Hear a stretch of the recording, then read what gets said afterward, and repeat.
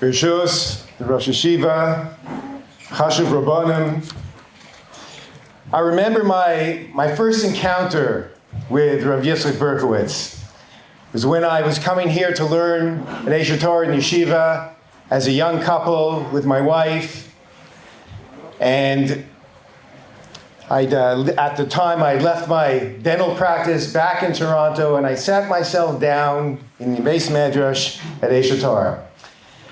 And right away, I saw something very special in Rav Berkovits. You know, my shir had a daily chabura with Rav Berkovits, and I noticed that there was always a cloud of talmidim that were surrounding Rav Berkovits wherever he walked. He'd walk across the base medrash, and this cloud would follow him. Often, I couldn't even see Rav Berkovits. Wherever this cloud went, whether it was through the base medrash, outside the base medrash, even though I couldn't see him, I knew he was in there somewhere. And it showed me the special chavivos that his talmidim had for him, and in turn, the chavivos that he had for his talmidim. When Rav Berkovits left Eish Torah to start the Jerusalem Kollel, becoming one of the most important suppliers of kiruv manpower in the Jewish world, he still maintained those close relationships with the rabbis of Eish Torah, the heads of branches, the heads of programs throughout the world. And even though, in fact, besides heading a kahila and a community here in Yerushalayim, and besides being a world-renowned Talmid Chacham, he answered shilas and he gave eitzos and psak for many kiruv organizations around the world. You know, our founder and our Rosh HaYeshiva and our Rebbe, Rav Noach Weinberg, Zecher Tzadik Livracha, you know, he was tapped into reality more than anyone that I ever knew, if you knew him. Anyone who knew him. He truly felt the pain of the distance between Hashem's children and their Father in heaven. And you know, he had this way of looking into your pnimius, looking into your B'Tselem Elokim, and seeing the potential in you, and making you see the potential in yourself, even if you didn't originally, and getting you to take responsibility for Klal Yisrael. His endless energy and his drive projected his worldview of creating a renaissance among the Jewish people, always looking at the big picture, always talking about the big picture, and being able to incredibly instill this drive into his army at Eish Torah and around the world, whether it was the rabbis or lay leaders. You know, I look out today and I don't really hear any leaders speaking in the way that Rav Noach always spoke in his lifetime, 24/7. No one except one. The person who was about to take the reins of Eish Torah as its new leader and Rosh HaYeshiva, Rav Yitzchak Berkovits. His passion for the need to bring all Jews back to the meaning and beauty and relevancy of Torah and mitzvahs in their lives constantly permeates his speech.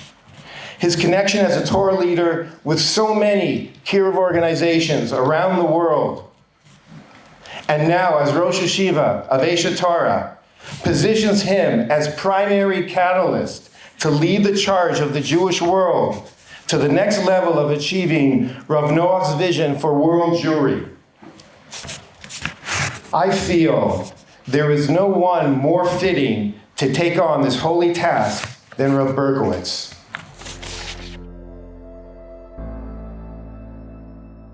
Anybody who's serious about any problem, if you really care about assimilation, if you care about anything, organization, the communists had an organization, Women's Lib had an organization, Save the Whale has an organization. He said, we gotta make an organization, save the Jews.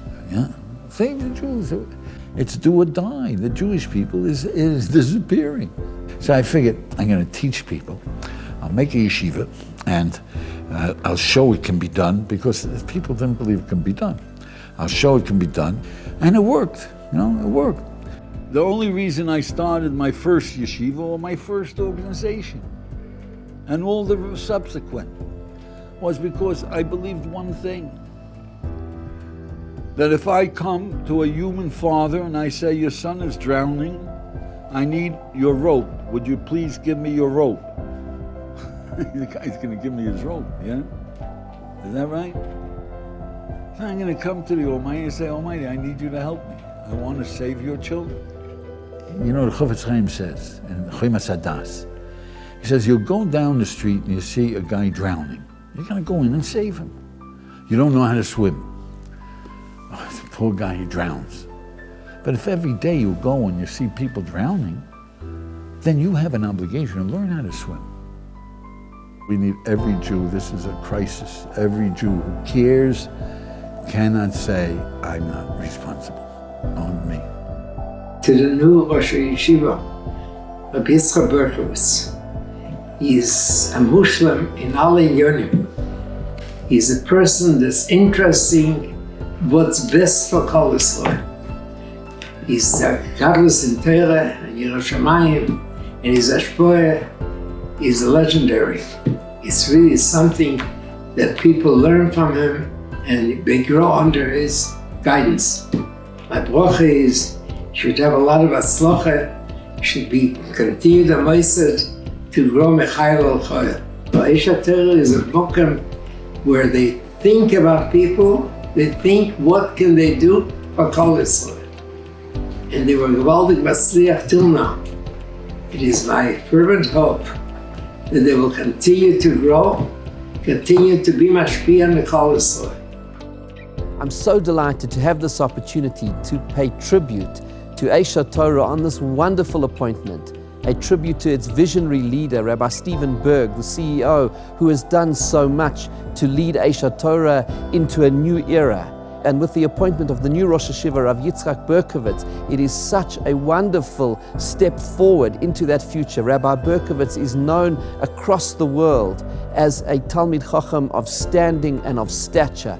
But more than that, it is not only his deep learning and broad learning, but it is his ability to understand the reality on the ground and the challenges that Mekarvim, that rabbis and leaders face on the ground with their communities, and being able to apply the eternal wisdom of the halacha to the real problems which people are facing on the ground in order to be able to spread the light of Torah. And I want to congratulate and offer words of bracha to the new Rosh HaYeshiva of Yitzchak Berkovits, and at the same time to express a personal thanks, because so many times over the last number of years I've turned to Rabbi Berkovits for guidance and for psak halacha, and he has always been there. And so I've seen and experienced his warmth and his kindness and his compassion and his insight firsthand.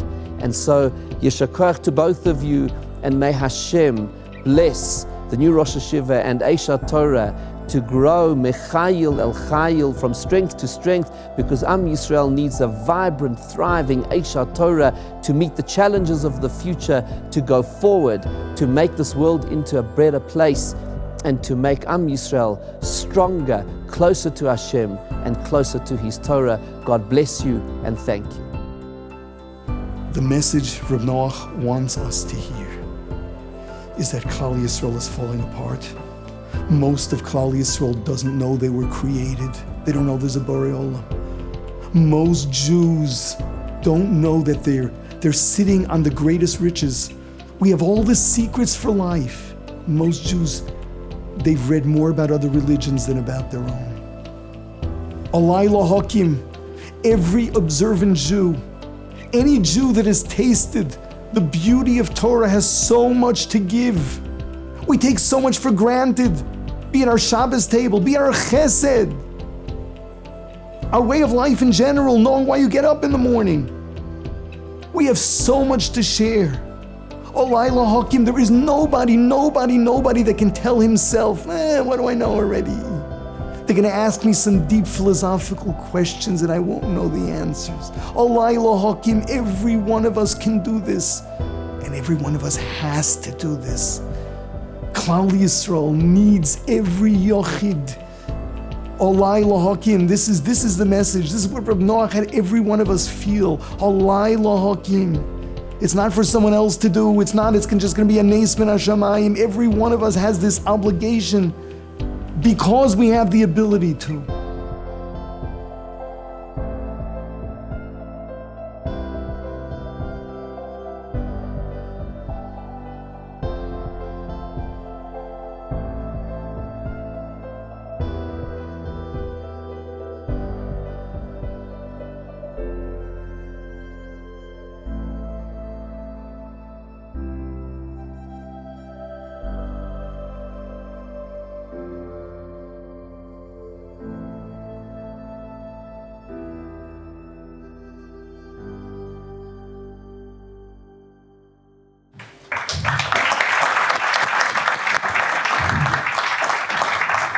You know, in a way, I don't think that Rav Berkovits really ever left Asia Torah.